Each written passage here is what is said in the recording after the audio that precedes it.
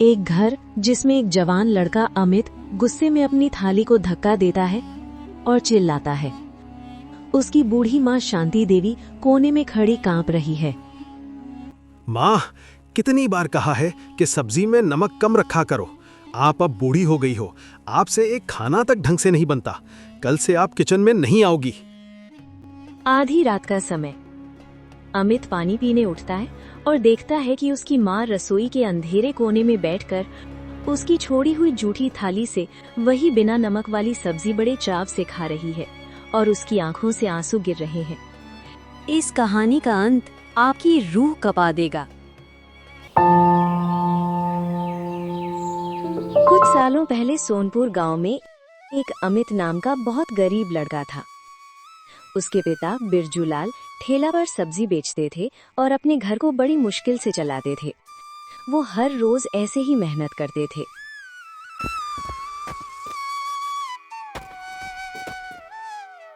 अजी, मैं जा रहा हूँ, अब शाम को आऊंगा। हाँ ठीक है, जल्दी आइएगा घर। इसके बाद बिरजू बाजार पहुंचता है और वहाँ वो सब्जी बेचने लगता है। कितने की है भैया को भी? 10 की है बहन। ठीक है, 1 किलो पैक कर दीजिए। कुछ देर बाद बिरजू कुछ सोचने लगता है। हे भगवान, अगर आज भी सब्जी पूरी नहीं बिकी तो घर कैसे चलेगा और अमित की फीस कैसे जमा होगी। शाम को अमित अपने स्कूल से घर आता है। उसके कुछ देर बाद उसके पिता भी घर आ जाते हैं। लेकिन अमित के पिता बहुत दुखी थे क्योंकि आज भी सब्जी पूरी नहीं बिक पाई। तभी अमित बोलता है, पापा, आज स्कूल में मास्टर जी बोल रहे थे फीस जमा करने। अगर स्कूल की फीस जमा नहीं हुए तो मुझे एग्जाम में बैठने नहीं देंगे। हाँ बेटा, मैं तुम्हारी स्कूल की फीस भर दूंगा। सिर्फ बिरजू ही जानता था कि घर कितनी मुश्किल से चल रहा है और अब वो स्कूल की फीस कैसे भरेंगे। अगली सुबह फिर से बिरजू सब्जी बेचने घर से निकल जाता है, लेकिन आज भी खाली हाथ लौटता है। रास्ते में लौटते समय कुछ गांव वाले मिल जाते हैं। वो सब गांव वाले बिरजू का मजाक उड़ाते थे। क्या रे बिरजू, आज भी कुछ नहीं बिका? आखिर कब तक ये सब्जी ही बेचता रहेगा? अरे, जब कुछ बिक ही नहीं रहा है तो छोड़ दे सब्जी बेचना, कुछ और कर। नहीं भाई, कुछ समय बाद सब ठीक हो जाएगा। कुछ समय बाद सब ठीक हो जाएगा। सब गांव वाले बिरजू के ऊपर हंसने लगे। बिरजू बिना कुछ बोले अपने घर चला जाता है। घर पर सुमित नहीं था। वो बाहर अपने दोस्तों के साथ खेलने गया था। तभी उसकी पत्नी उससे पूछती है, क्या हुआ जी, आज आप इतने दुखी क्यों हैं? क्या बताऊं जी, धंधा तो ठीक से चल ही नहीं रहा है। अब घर कैसे चलेगा? अमित के स्कूल की फीस कैसे भराएंगी? आप टेंशन मत लीजिए, सब ठीक हो जाएगा। टेंशन कैसे ना लूं? अगर स्कूल की फीस नहीं भरी तो मेरे बेटे को स्कूल से निकाल देंगे। तब मेरा बेटा भी मेरे तरह गरीब ही रह जाएगा, जिसके पास मजदूरी करने के अलावा कोई और चारा नहीं रहेगा। बिरजू का अपने बेटे के लिए जो प्यार है वो बहुत अनमोल है। अब सुमित घर आ जाता है, लेकिन उसको इस बारे में कुछ नहीं पता था कि उसके पापा उसे कितना ज्यादा प्यार करते हैं और वो किस परेशानी से गुजर रहे हैं। पापा, मेरे सभी दोस्तों के पास रिमोट कंट्रोल कार है और भी ढेर सारे खिलौने हैं, लेकिन आप मुझे कुछ नहीं खरीद देते हो। हाँ बेटा, मैं कुछ दिन बाद तुम्हें खिलौने खरीद दूंगा। सुमित उदास हो गया और सोचने लगा कि उसके पापा उसको कभी खिलौने नहीं खरीद देते हैं। शायद वो उससे प्यार ही नहीं करते हैं। लेकिन वो इस बात को नहीं जानता था कि उसके पापा उससे कितना ज्यादा प्यार करते हैं और उसको कितनी मुश्किल से पढ़ा रहे हैं। लेकिन उसी रात बिरजू की तबीयत बहुत खराब हो गई और वो चल बसा। बिरजू तब चल गया जब अमित सिर्फ 5 साल का था। उठिए पापा, उठिए। आप मुझे छोड़कर क्यों चले गए पापा? पापा, मुझे कोई खिलौने नहीं चाहिए पापा, मुझे कुछ नहीं चाहिए। आप बस उठ जाइए पापा। उठ जाइए ना, आप क्यों चल गए हमें छोड़कर? अब हम आपके बिना कैसे रहेंगे?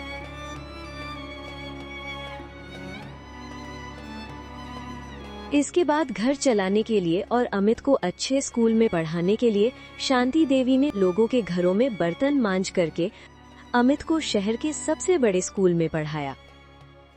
अमित बेटा, तू ये दूध पी ले। नहीं माँ, पहले आप पी लो।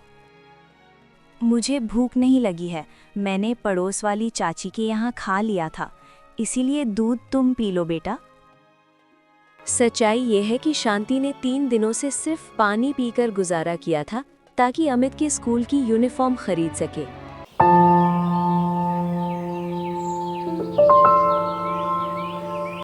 अब अमित बड़ा हो गया है और वो एक बड़ा अफसर बन गया है और उसकी शादी एक अमीर घर की लड़की से हो गई। अब घर में नौकर थे, चमक दमक थी। शांति देवी अब उस चमकते घर में एक पुराने फर्नीचर की तरह हो गई थी। उनकी याददाश्त थोड़ी कमजोर होने लगी थी और हाथों में कंपन आ गया था, यानी उनके हाथ कांपने लगते थे। अमित, देखो माँ ने आज फिर महंगे सोफे पर चाय गिरा दी। और खाना, उनके हाथ का खाना अब खाया नहीं जाता, कभी नमक ज्यादा तो कभी बिल्कुल फीका। अमित की पत्नी अमित के माँ से घर का सारा काम करवाती थी और अमित भी अपनी माँ के प्यार को भूल गया था कि उसकी माँ ने उसको कितनी मुश्किल से पाला है। एक दिन घर पर अमित के ऑफिस के दोस्त आए थे। शांति देवी उत्साह में उनके लिए नाश्ता लेकर आई, पर उनका पैर फिसल गया और चटनी अमित के दोस्त के जूतों में गिर गई। माँ, आपको शर्म नहीं आती? अगर तमीज से नहीं रह सकती तो अपने कमरे में रहा करो। मेहमानों के सामने मेरी नाक कटवा दी। शांति देवी बिना कुछ बोले झुककर अपने कांपते हाथों से फर्श साफ करने लगी। उनकी आंखों में आंसू थे, पर होठों पर एक अजीब सी खामोशी। कुछ देर बाद उसके सारे दोस्त चले गए। उसके बाद अमित अपने पत्नी से कहता है, आखिरकार माँ कब सही से काम करेगी? हमें माँ को कुछ दिन ऐसे ही छोड़ देना चाहिए, तभी वो ठीक होगी।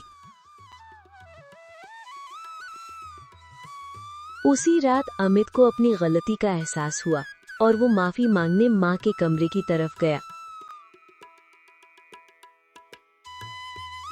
उसने देखा कि माँ रसोई में है।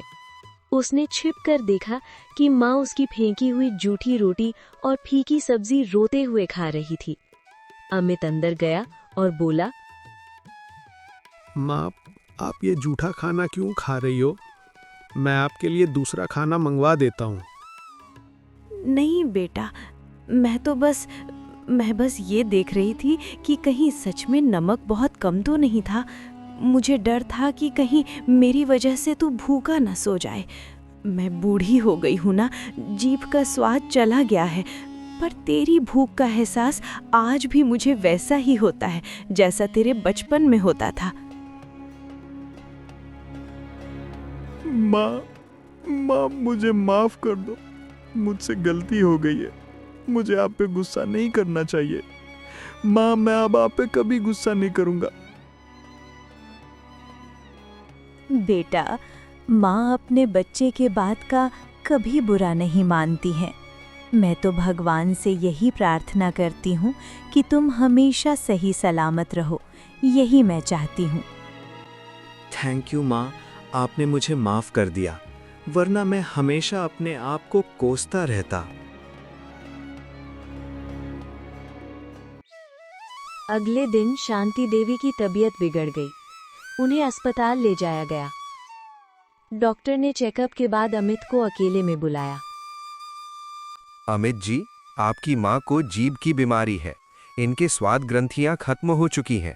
इन्हें कुछ भी खाते वक्त भयानक दर्द होता होगा, फिर भी ये खाना खा रही थीं। अमित सन्न रह गया। वो घर भागा और माँ की पुरानी संदूक खोली। वहां एक पुरानी डायरी मिली जिसमें शांति देवी ने लिखा था, आज डॉक्टर ने कहा कि आपकी जीभ की बीमारी फैल रही है। अब मुझे खाने का स्वाद नहीं आएगा।